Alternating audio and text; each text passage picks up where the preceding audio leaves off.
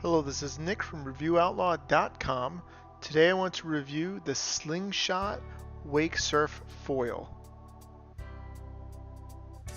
Okay, so the first thing I want to say about this HydroFoil here is you want to make sure you're a good wake surfer. You should probably be able to do 360s and have really good balance. The reason for that is it's much more difficult to ride this board.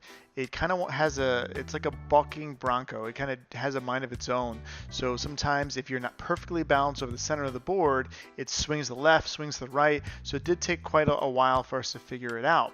Also on the bottom of this board, you have a very sharp edge. It's made out of metal, and so it can cut you because it's almost razor sharp at some of the ends.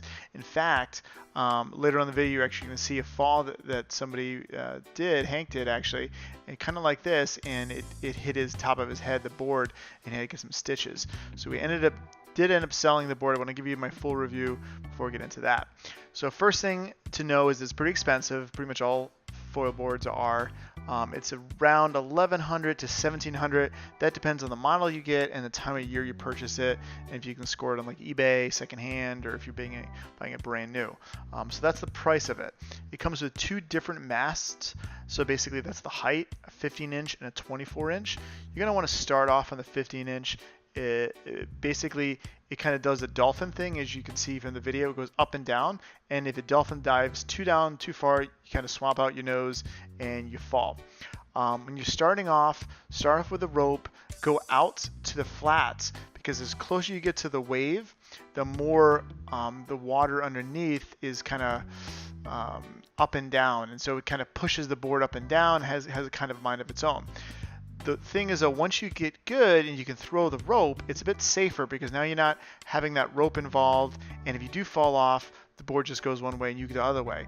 The problem becomes is when you're holding the rope, you kind of hold on to it too long, or you get yanked in front of the board keeps going because it's a foil. So where a normal kind of wake surf board would stop or just go above you, this has that fin so it can hit you. When you first start off your back foot really far back of the board. You do not want to let it jump up at the beginning. So your back foot is pretty far back, but your front foot is also pretty far forward, and then a much wider stance you'd be normal used to. Then you slowly creep your front foot backwards, and as right now I'm actually creeping my foot backwards, and then I can kind of start leaning on my back foot and getting up out of the water. It takes a while to kind of hold that balance, and if you go too high, that fin comes out of the board and you nosedive, so you have to be kind of careful. It is a really neat feeling. You feel like you're floating top of the water, and it's very smooth. So start off with small little kind of adjustments and go back and forth and try it and see how it rides. I would recommend wearing a helmet. In these videos I'm not, but of course we didn't know we would get someone would get hurt on it either, and also eye protection. The reason I ended up selling it was you want to have fun in the summertime, and you're concerned if you let somebody try it out, and you could potentially cut your eye open or something like that, and it's just not worth it in my opinion for that. You can do some kind of fun things. This is a whip that we did. We pulled it around and whipped it out, and you can kind of hop up and down. You can also sit on the board, and that's kind of a fun thing to do as well. As you can see in later videos, I'm getting better and I'm kind of controlling it more, and you can kind of pump it up and down and get a little bit distance with it too. You could also go kiteboarding with it, or even bring it to the ocean, but be extra careful, because if you bottom out with that, you could really get cut up or damage the board, or more importantly, you could damage yourself. The kind of what you want to think about when you're riding this thing, imagine in your head, is that you're balancing on a pole or a stick. That's how kind of delicate or sensitive it is. So the slightest movement can throw it off, or even any turbulence under the water can also cause issues. This is actually the last section here where the guy falls off, and this is where he gets a little bit hurt after the video.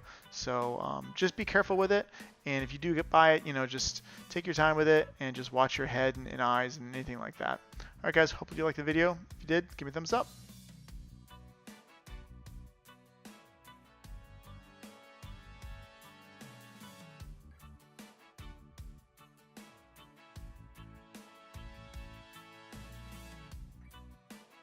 Hey guys, thanks for watching my video.